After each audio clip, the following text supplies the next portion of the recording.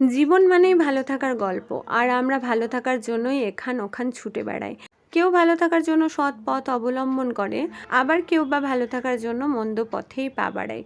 আজকে আমার বর চলেছে হসপিটাল, কারণ বৌদি অর্থাৎ আমার জায়ের শারীরিক অসুস্থতার কারণে। আজকে বৌদির অপারেশনের ডেট দেওয়া হয়েছে, তো সেই জন্যই বিশেষ করে যাওয়া হচ্ছে হসপিটাল। একদম উইদাউট টেনশন, কিচ্ছু হবে না, ঠিক আছে? সুস্থ হয়ে যাবে একদম, মন খারাপ করো না একদম, ঠিক আছে? বেশ, দেখবেন একটু, বেশ একদম মন খারাপ করো না, কাঁদবে না, সব ঠিক হয়ে যাবে। হ্যাঁ, কিচ্ছু হবে না, বেশ, টাটা। শারীরিক অসুস্থতা মানেই মানসিক ভীতি একটা কাজ তো অবশ্যই করে। তো সবাই একটু ঈশ্বরকে প্রে করো যেন বৌদি একেবারে সুস্থ হয়ে বাড়ি ফিরতে পারে। অন্যদিকে আমার মেয়েকে নিয়ে এসেছিলাম, ওরা স্কুলে যাবে, কারণ স্কুলে আজকে ওদের ফিস্ট আছে। এটা যেহেতু মেন রোড, সেহেতু যানবাহনের ব্যস্ততা তো থাকেই। বাস লরির থেকে টোটো এবং অটো, তাছাড়া মোটর সাইকেল, স্কুটি এসবের ভিড় বেশি।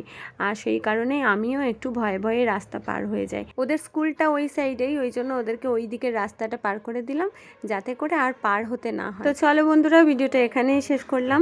তার আগে আরও একবার বলি, অন্যের শুভেচ্ছা বার্তায় কিন্তু মানুষও অনেক সময় ভালো হয়ে যায়। তো সেই জন্য বলছি তোমাদেরকে, তোমরা একটু বৌদির জন্য প্রে করে দিও যেন খুব তাড়াতাড়ি সুস্থ হয়ে একেবারে বাড়ি ফিরতে পারে। সবাইকে অনেক ভালোবাসা।